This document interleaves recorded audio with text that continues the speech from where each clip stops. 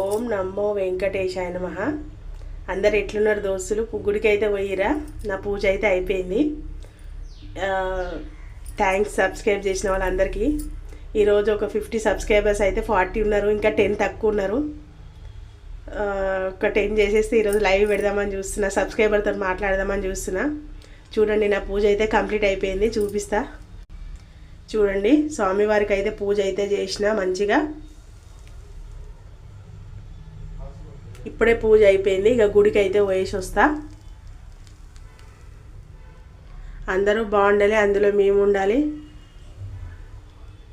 నా సబ్స్క్రైబ్ చేసిన వాళ్ళందరికీ థ్యాంక్స్. వీడియో స్కిప్ చేయకుండా చూడండి, ఛానల్ సబ్స్క్రైబ్ చేసుకోండి. పూజ అయితే కంప్లీట్ అయిపోయింది, ఇక పూజ అయితే కంప్లీట్ అయిపోయింది.